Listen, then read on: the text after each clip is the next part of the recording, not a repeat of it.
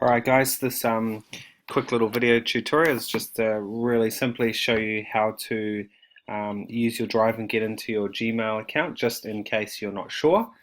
So obviously the first thing is to go to Google and then sign in with your school ID. So let's do that. Okay, for this purpose I'm going to be Harper.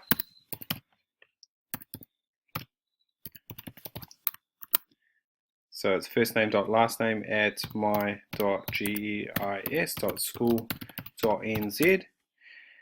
If you've already used your account lots of school, this will be real familiar, but keep watching the video. I might show you something new. I'm just going to put Harper's password in just to show you from a student point of view for what you see. Okay, so here I am signed into Google. I can see I'm signed in and I've changed my picture up there, which is really easy to do. Here we've got what we call the Rubik's Cube, and clicking on that will give us a lot of different options. So obviously I can go into Sheets, I can go into Google Slides, I can go into Google Docs, I can go into my Drive. So by clicking on my Drive, it'll pull up all my documents that I'm working on. But the thing I want to have a quick look at today is how to see your school email. So that's by clicking on the mail symbol up the top.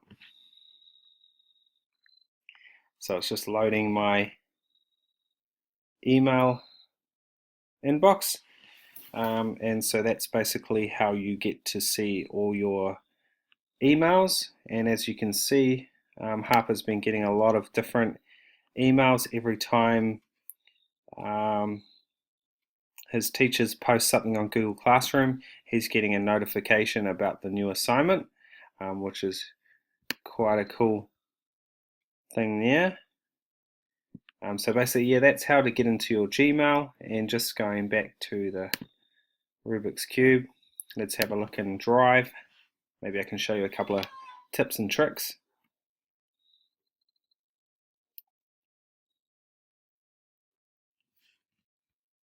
Okay, so it's just loaded Harper's Google Drive here. So as you can see, these are his folders that have been set up in his Google Drive for each of his subjects. After you've been signed into your teacher's Google Classroom, you'll have a folder called Classroom, and in there will be all your Google Classrooms that you've signed up to. So you can see that he's got a homework one for our class and also our main classroom folder. And basically, if you go into there, you can see everything that you've handed in on Google Classroom throughout the year.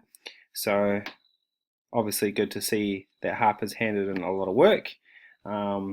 So yeah, this is a cool thing to show your family if they're asking what sort of work you've done throughout the year. This is an easy way you can see your work.